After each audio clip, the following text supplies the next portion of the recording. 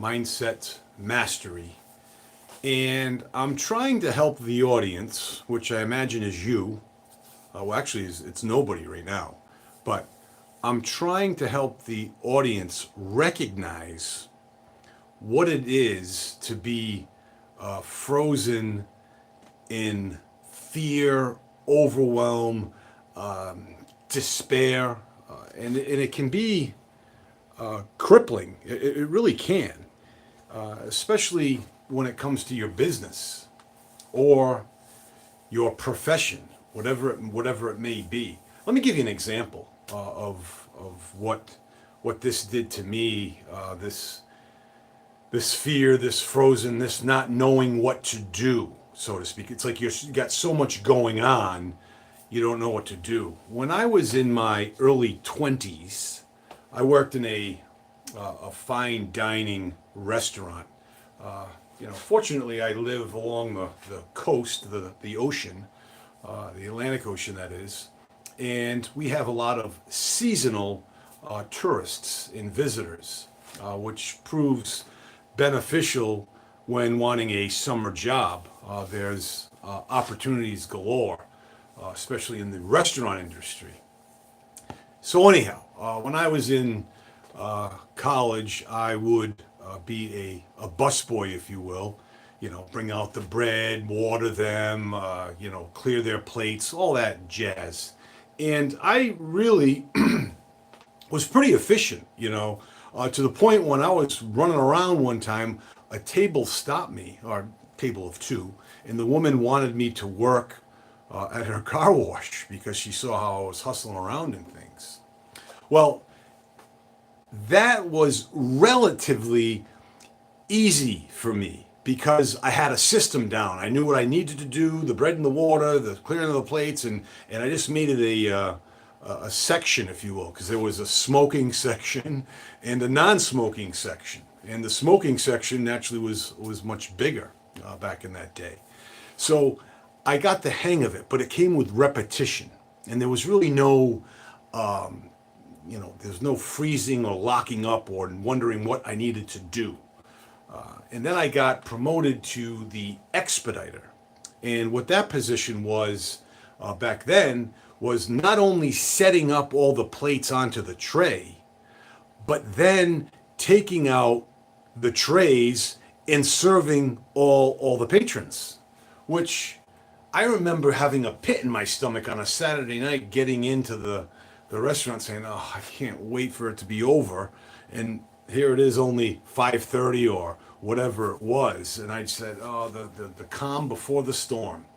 And I dealt with that too, tactfully. It was a little hairier than you would expect from a busboy, if you will. But when I went to another restaurant as the age progressed and I advanced on certain things, and it doesn't really matter, but the point is I went to another restaurant. And the same thing applied, but they wanted me to waiter.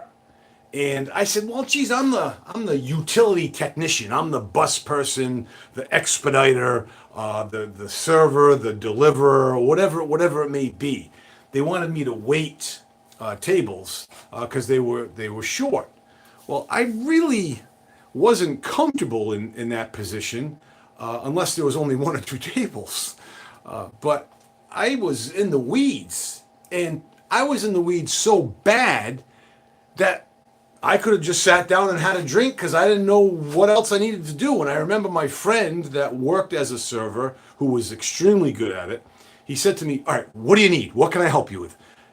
And I'm like, I don't know. I don't know. It's just like there's so much stuff going on that I was at a loss.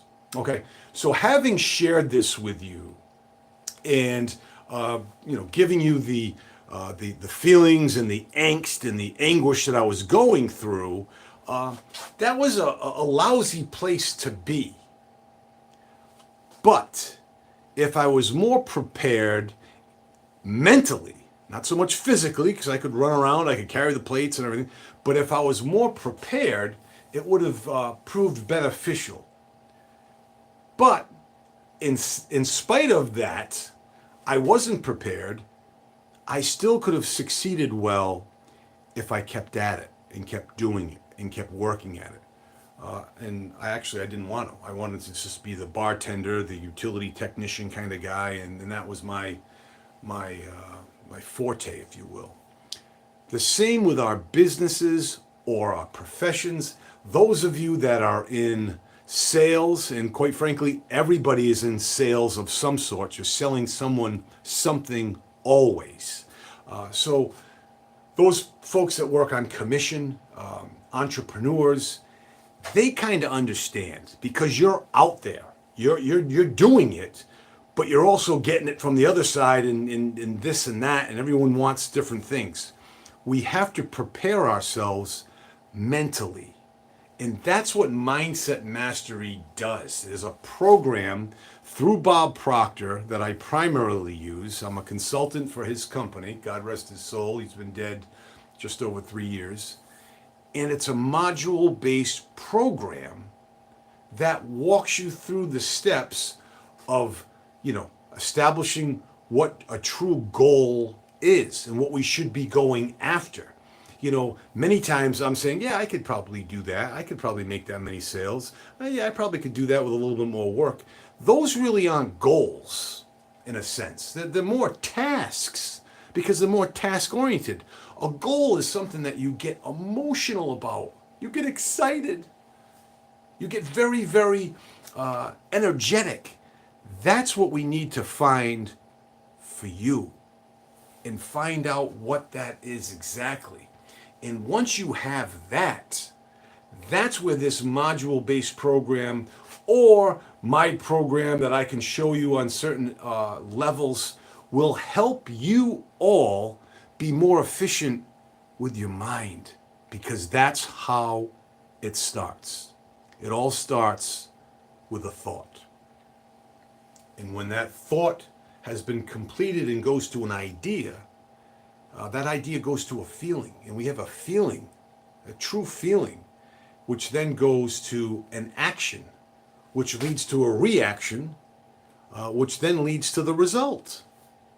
And if that result is something that you like, and your results are something that you like, keep doing it. Keep doing that. You're doing great. But it's nice to know you could get more of the same if you knew this material. If you're not getting the result that you want, then you have to stop the way you're thinking. Most people are burdened with debt, poor relationships, poor health, poor thought processes, so to speak. And they allow that type of result to control their thinking. And it just gives them more of the same every day, every week, and every month.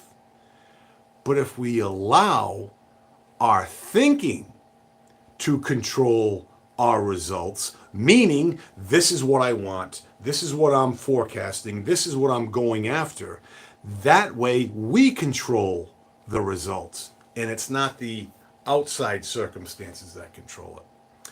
Hopefully this made sense to you. I went over by 8 minutes and about 40 seconds. It should have been an 8-second video. But in all seriousness, my name's Paul from Mindset Mastery. Reach out to me at mindsetmasterywealth.com, and I'd be happy to have a conversation with you. Thank you.